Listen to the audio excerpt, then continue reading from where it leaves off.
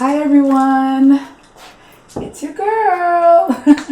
And as you can see, I have a beautiful guest with me. I wish you could see her in person. I'm not even kidding. Like, it's just, she's radiating, honestly. Oh my gosh. The beauty is just radiating. Oh, thank you. You're very welcome. But welcome to another episode of KepTalk.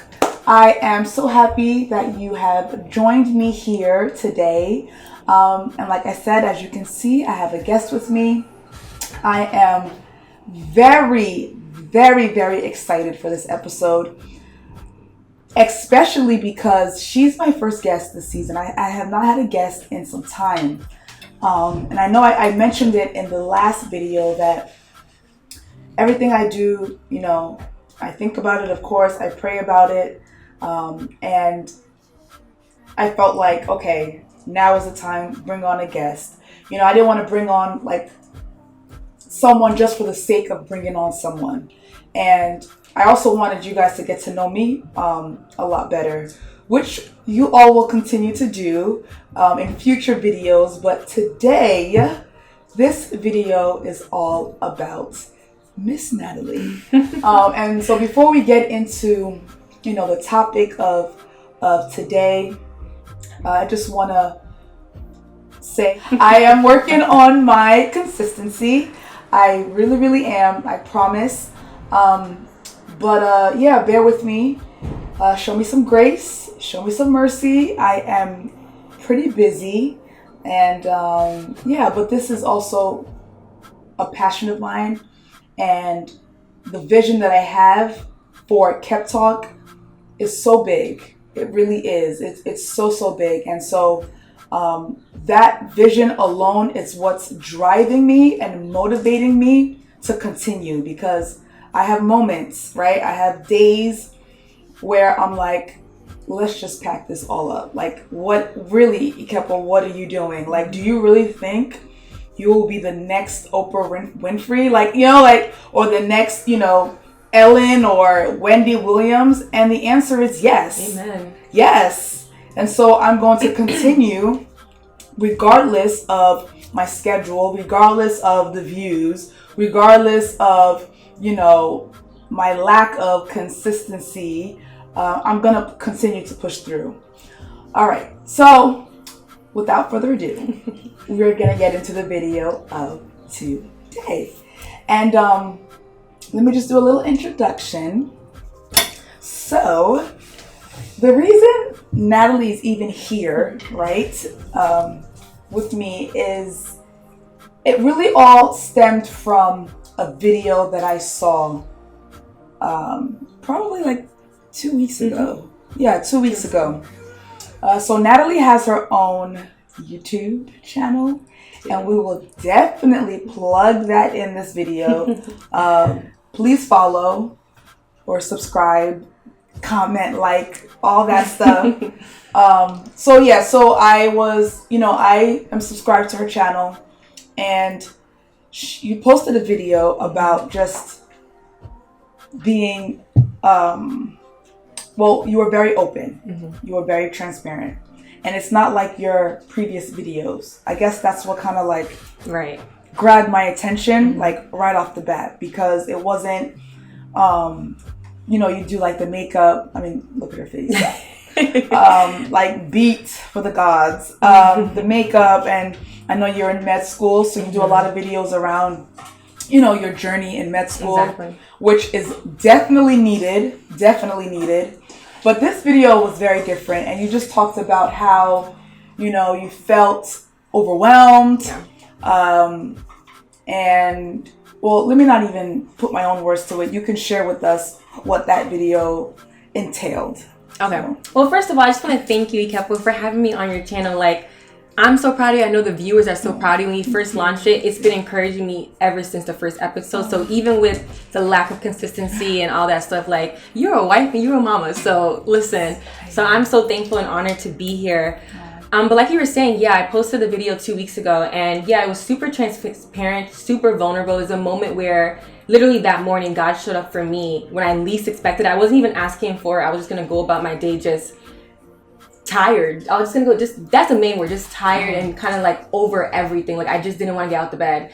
And he showed up for me and just encouraged me like, listen, we have the authority to keep it pushing. We have the authority to silence all those thoughts that are not of God. And so I really just wanted to encourage someone else. I honestly wasn't going to post a video. Like after I was done filming it, I'm like, yeah, this is for somebody. I don't care if it's for one person, that's fine. But then it was ready for me to press public. I was like, who wants to hear this? Like, this is not fun. This is not like the normal, exciting Natalie. And that's when I knew I had to post it. But yeah, that video really released something from me, but I was shocked at how many people resonated, like people who are wives, moms, like not even in the same path as I am currently, but they still resonated. So I was just so thankful to God. I'm one of them. Yeah. Like I'm one of them. It was so timely.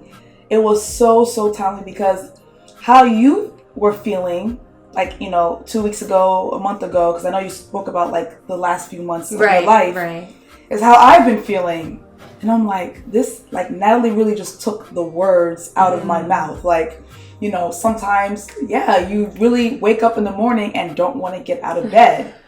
And for me, right, I can only speak for myself, that's not an option, right? Because I have a job, multiple jobs, one of them being a mother. I have to show up for my husband. So it's not an option, but knowing that, okay, someone else is feeling like this. Yeah, it's not just me. It's not just me. It's not just me feeling overwhelmed. It's not just me, kind of asking yourself like, am I depressed? Am I not depressed? Mind you, I'm on the path to becoming a therapist. So I just want to let everybody know that even your therapist also has moments. Like, I'm on this path. I'm seeing clients. And I have my moments. So that video really blessed me. And so I'm glad you pressed publish, and like you said, it's usually the videos that we're hesitant about are the ones that go the furthest, right? And so, yeah, I'm really just grateful to God for you, for your obedience. And for your vulnerability. And that kind of made me think like, who's Natalie? Because, we know each other, not like super well, or, not like so personal. Right. But it just kind of had me thinking like, I know this girl has a story. And that's really the concept of KepTalk. One of the concepts of people coming on here and sharing their stories, because I know that it's going to inspire and encourage somebody else. Right. And so, who is Natalie? Like, I don't even know your last name.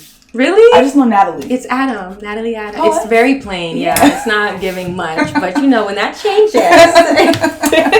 Oh gosh, yeah, okay, so Natalie Adams, okay. But I feel like I don't know why, I feel like a lot of people have that question, to be honest with you. Like this week alone, like 2 people asked me like, who is like your best friend? Like who is, and I'm just like, oh, that's a great question. But I guess to start off, because that's a loaded question, but to start it off, it's loaded. I'm a woman of God, obviously. Actually, that's not obvious. I'm a woman of God. I am a Haitian American first generation, and I'm also entering my 4th year of medical school. A couple things about me. I'm a lover of all things beauty, as my YouTube channel will radiate. I mean, and obviously you can see. But I also like to just speak on just life. Like, I feel like part of all of our purposes is just to encourage through what we're going through. Like, we're meant to, like, our purpose is supposed to impact someone at the end of the day. So, like, there's things that sometimes we have to share just to get the other person to stand up and walk in their purpose. So I'm slowly learning to just release my voice and like just break that chain that makes me say, okay, I need to silence myself. Because no, I don't need to silence myself. And that's really what that video was. But I guess to start off with, that's kind of who I am. Part of who I am. Yeah. So you said something just now about feeling as though you have to silence yourself. Yeah. Where does that, how did that come about? Because it can't be random. Right. Like something, and I don't mean to just go right deep into it. Right. Like, I mean, that stuck out to me that, because you're gorgeous. You're Thank smart. you. Because you're in med school. Mm-hmm. I couldn't do it. There's no way. It's just not my path. I don't have the brains for it. But yeah, you know how you see someone and you think one way about them? Yes. And then you find out like, oh no, but they themselves don't see themselves like that. Yes. Oh, that's a good point right there. Like, I feel like that. Yeah, that's pretty much me. Right? Because I'm like, wait, Yeah. you feel like you have to silence yourself? Yeah, sometimes I do. So where does that stem from? So where should I begin? Should I bring it all the way back? Listen, whatever you want to do. Okay. The floor is yours. Okay, so when you asked that question, the first topic that really popped into my heart was identity. That's something that I've struggled with a lot, which I'll get into. But let's just talk about how I grew up, right? Okay, so I grew up going to church every Sunday, falling asleep every service. Y'all been there. And yeah, I grew up knowing that there was a God. I knew that there was one and only God, Jesus Christ. I knew that. But I didn't have a personal or intimate relationship with God. So going through high school, I was doing what I was doing, wilding out, doing what I wanted. Mm-hmm. As most of us did. Some of us didn't, but that's okay. Grace, mercy, change, renewing of the spirit. Yes. But yeah, so I got into a relationship in high school. I was with him for 5 years. Thought he was gonna be my husband. Oh, wow. Was not, is not, won't be. Never will be. Yeah. And so when I got to my first year of college, we had a really bad breakup, and I was devastated. And at the same time, I went into college. Like, I don't really want these new friends to know who the old Natalie was. Mm-hmm. And it wasn't a thing about shame. I just didn't want to talk about it. Like, I just didn't want to go into it and like have to explain that and then have you have a preconceived notion just because you didn't know me, etc. So I just wanted to just walk in, new slate, everything behind me. I still have my friends, my girlfriends from high school, but I just wanted to let all that stuff go. So when I walked into college, after the first couple of weeks, I realized like, wow, people really think I'm this way, but like they don't even know the half of it, right? And so that breakup was the first time where I really encountered God's comforting presence. I still didn't have a personal or intimate relationship with Christ, but that was a time where I really had to like lean into him, like, God, I know you're out there. I don't really know your voice yet, but I need this healing, because I wasn't going to anybody else. Like I said, I didn't tell my college friends about this, what I went through coming into college. So it was really just me and God. Like, I was crying every Sunday service in my room after I was done hanging out with my friends, laughing, kicking, go in my room, cry about it until I was at the point where I was healed. But I still didn't have that personal, like, real close relationship with God that I feel like I have now until about junior year, where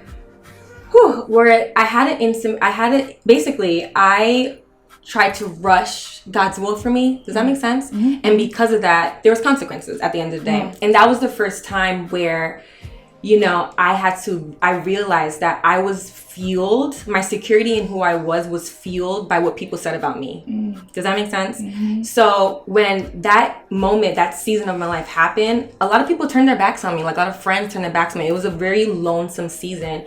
And that's when God revealed to me, like, why is what people are saying that you know are not true, like, really, like, causing this to happen? Like, why are you depressed? Like, why are you not trying to come out your room? Like, why is that happening? And the reality was, like, that was what was fueling me. What people said about me, the good things people said about me, they spoke about Natalie. Drive. That was my drive. Like, I'm a good person. Like, people love me. I'm a girl's girl. I'm a guy's girl, whatever. I'm that. And when I didn't have that anymore, that's when I realized, like, wow, I don't even know who I am. Mm-hmm. Like, I don't even know. Why do I think I'm a good person? I thought I was a good person because other people said I was a good person. Mm-hmm. But are you a good person because God thinks you're a good person? Exactly, because he says who I am. Is that why I believe who I am? Right. Does that make sense? So, yeah. So after that season, that was really the first time I realized that I was in a place where I didn't know who I was. I didn't know what my identity was. And so that's where the silencing comes in. I just wanted to hide from everybody because I just felt like everyone thought of me a certain way. At that point, like, everyone who once thought this way, they think this way. And I'm like, because they believed that and I didn't have my own foundation, I believed it too. Mm. So whatever the negative things people were saying about me, I took that as true. Mm. So I would walk like that. So there was a point where I really did hate myself. Like, what year was that? So it was 2022, maybe like 2019, 2020, and early 2021. Oh, wow. Those three, yeah, it was a tough battle of just finding out who God says I am and believing it for myself. It's one thing for God to tell you, like, this is who I say you are. But then the next thing is like, okay, am I going to believe it and internalize it? Because I was so used to internalizing everything else. So for a while, I kind of hid from everybody because I just didn't want to face the lies that I was believing was true. So that season was rough because I really had to go to God like, I can't do this. Like, I can't keep walking, and I know people think this about me, but I don't have the strength to defend myself or anything like that. Like, what do you say about me? And that's when I knew God personally. Like, he had to really show me himself in a way that was like, wow, God, I don't want anything but your will. Like, I got to the point where I didn't want anything but his will. And in that season as well, I had another breakup that was temporary, but it was meant to happen in that season. But when it did happen, I remember, which I talked to you about before, where I was questioning God. Like, God, why did this happen? Like, this happened first. I had to go through this season where I'm like, okay, who am I? Like, I'm believing what everyone's saying, but I know those are not true. Now I'm going through a season where you literally forgot about me. Like, you literally left me in the dust. That's how I felt, at least. And that's when he revealed to me, like, no, I didn't leave you in the dust. I had to show you that you were idolizing this person and you were not putting me on the pedestal. And in that season, man, the first one was hard, but this one was hard because I was searching for God's voice. The first one, I was just searching for God to kind of reveal who I am. And that could be in any way. It could be through a person. But in this season, I was searching for God's voice. I didn't want to hear a word, which is great. I believe in prophecy, but I did not want to hear anyone else's word but God, what he had to say. You wanted that encounter. Because I felt so forgotten. I was like, God, how am I a child of God? How am I a child of the one and only King? And I'm like, being forgotten by you. Like, you literally left me in the dust to go through this by myself. And like, I made this sacrifice to end up here. Like, what was it all for? Now I know what it was for, and I wouldn't change anything if I could go back. But that's the season where I had to encounter God's voice. So that was my junior year of college, and that's when I developed the intimate relationship with God, where I could literally just talk to him like he's like my guy friend. We just chilling type of thing. Your road dog. My road dog, like my ride or die, I'm bestie. Yeah. So that was like a little rant, but I no. I mean, it's a rant that's needed. It's not even a rant, right? Because, and I keep on saying this, and I think I'm going to dwell on this like this entire episode, because it's just so interesting to me how you're feeling literally is how I can relate to it. I don't know, like I could just relate to literally all of it. Yeah. And you know, one thing that you said that really stuck out to me was how you felt as though, like, how what people were saying about you took as truth. Yep.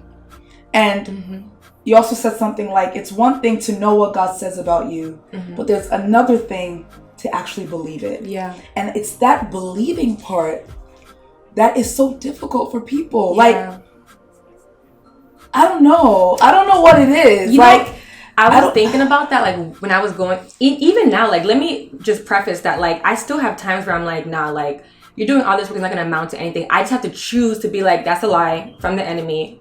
We gonna send it back to the pit of hell, basically. But I think what it is like, I feel like let me speak for myself. I feel like I oftentimes used to hide the parts of me that were ugly. And so because of that, I couldn't fathom that God said all these beautiful things about me because of those things that I knew were deep down inside of me, because I thought they were hidden. But we can't hide that from God. So when God says, like, you know, you are a powerhouse, like, you are gonna like change nations, you're gonna shift this world, he's saying that with the knowledge of those parts of you that are insecure, those parts of you that are envious of your friends, those parts of you that are jealous of your coworkers. Like, he's saying that even within those things.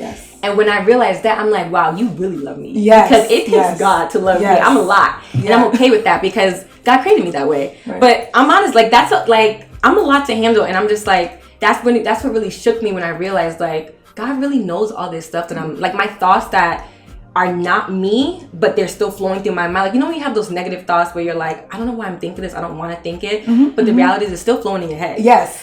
So it's like God knows that. So at this point in my walk, I go to God in the bathroom like, God, I don't want to be checking this girl, but I'm about to. Like, please, Lord, Holy Spirit, silence my tongue. Activate, like literally. Activate, and yeah, I think that's what it is. I think we think that we're hiding those parts of us that are ugly and that we don't want other people to see, but like, God already sees that. Yeah, so, and he says it in his word. Yes. I don't know the scripture, but I know he says in his word that, like, he knows the depth, like, he knows the heart of man. And he also says something where the heart of man is evil. And so that's why it's important that we have him as our father, our friend. Because if we didn't have him, we would all be trifling. Exactly. In fact, we still are trifling, but it's God's grace. Yes, it's God's grace and his mercy, because he shows us mercy each and every second of the day. That, allows us to even see that what we might be thinking, feeling is trifling.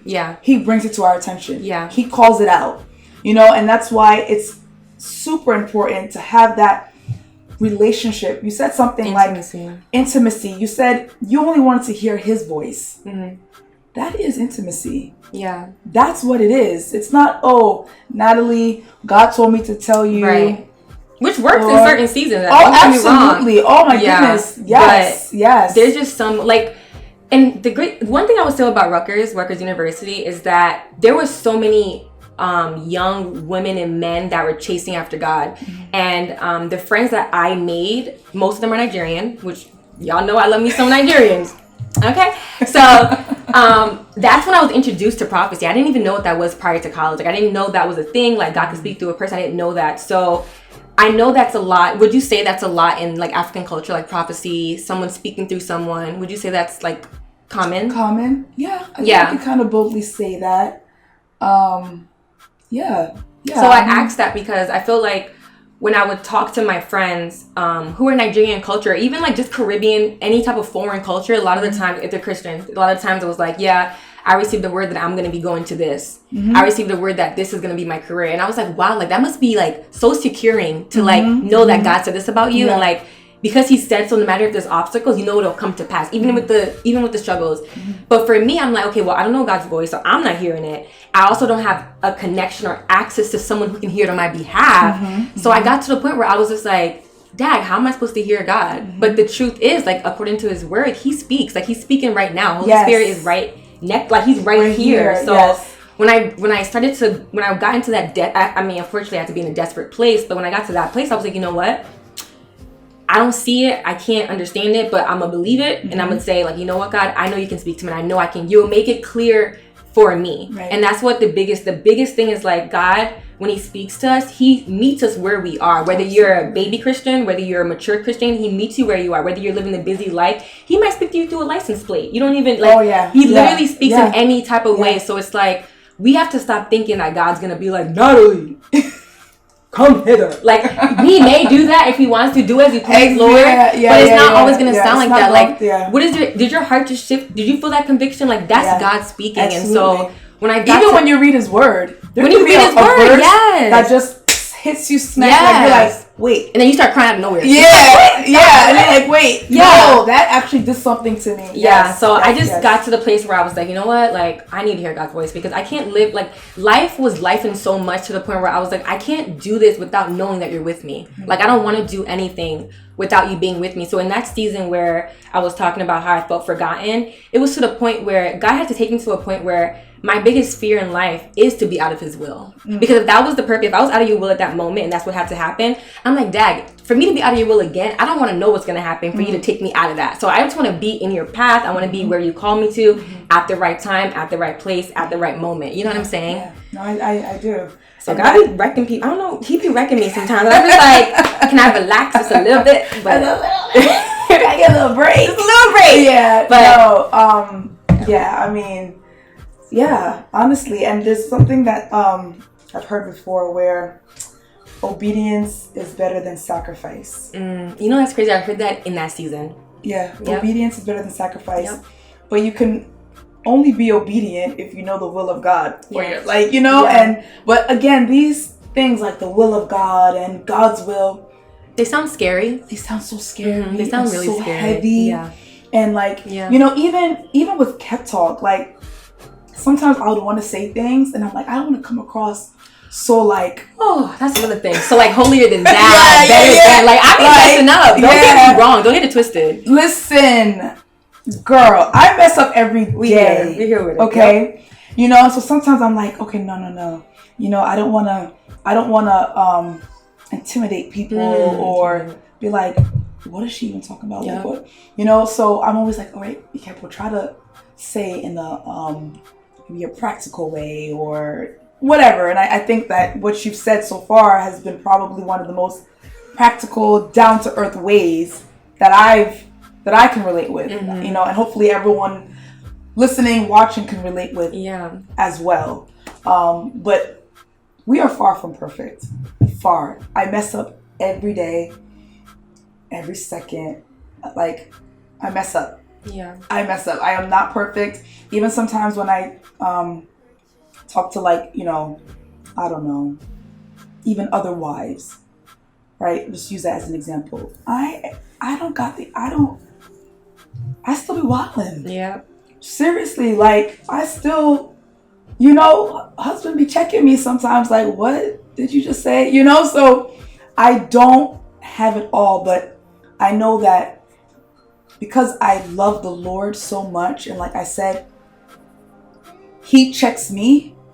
Like, I'm open to His correction. Yes. That I think is what keeps me going. Like, I pray this prayer all the time. Like, Lord, check me. Tell me when I am. Yep. When you're wilding. When I'm wilding. Yeah. Tell me when what I'm thinking. If here is trifling, please. Like, I'm not one to be like blinded to. I don't want to be blinded to it. Like, I want to know. I can give you a perfect example. Like, Toby's gonna hate if I say this, but I'm gonna say it anyway. Like, the other day, he just got me so upset, and I told him to shut up. This is my husband, right? Like, you just said shut up? Yeah. I was like, Toby, just shut up. I don't think I've ever even said that, but again, like, I'm stressed. Right. I'm just going through emotions running high. He was like, "What did you just say to me?" And I had to apologize. I had to repent, like, Lord, because we all know you shouldn't be telling your husband to shut up. Yeah, like, yeah. That's mad rude, But again, just to say, like, I mess up all the time, all the time. So, yeah. And I feel like the enemy tries to use that truth about all of us, that we mess up all the time, to be like, girl, why would you think that you can share something and spiritually elevate someone when you just messed up 2 days ago? Like, I feel like the enemy uses that phrase in whatever respect it pertains to you or us, just to make us silence ourselves. But we have to be like, no. God knows I messed up. He will restore. Yes. And I'm gonna push it. Yes. So, but that's a hard place. Yes. It's not an easy place to get to. Like I told you, it took me 3 years to come out of that dark place where I was just kind of insecure is the biggest word. Insecure. And even now, like this year, I feel like God has been really, in the most dramatic of ways, just revealing the insecurities in me. And He's been revealing it because He's been putting me in places where I just act on it. And then I have to sit back and be embarrassed and be like, wow, like I was really jealous of my friend for that. And like, they know now, so now I gotta apologize. Like, really embarrassing situation. And I thank God for the people that it happened with, like the friends that it happened with, because God knew why it happened with them, because they have the grace to be like, okay, you just had a bad moment, keep it pushing. But some people won't do that. Like, just be one strike, like, you're out. Yeah, exactly. So I thank God for that, but I also thank God for like that fatherly nature in Him, where it's like, okay, Daddy, I really am thinking like how I can't amount to her, but she's my friend. Like, why do I feel like that for my friend? Oh my God. And so this year, I think this happened maybe like 10 months ago, where I was going to God, just crying like, God, I don't want to feel this way. Like, I'm a girl's girl. Like, I love encouraging people. Why am I feeling this? Like, I don't want to feel this. And that's when I was reminded of the verse where it says, place every thought under the obedience of Jesus and authority. Oh my gosh. When I tell you that verse literally was my only war, my war. It's like your battle axe. My battle. Yeah. That was literally my axe. Threw up for months. Just every morning, every night, every time I knew the trigger was about to happen, because we gotta know our triggers. I would just say, like, place every thought under the obedience to Jesus Christ, and it has to bow down. Like, there's no ifs, ands, or buts. There's no other option. Yeah, so that verse, oh my gosh, that verse took me out of jealousy, envy. Like, God really used that to make me realize the authority that really is in me. Like, I have control. It may feel like I don't, but if I make the choice, like, no, God, I'm gonna be who you call me to be. I'm gonna think the way you need me to think, and I'm gonna go and be great, regardless. Yeah. So you said triggers. What are some triggers what were some of the triggers?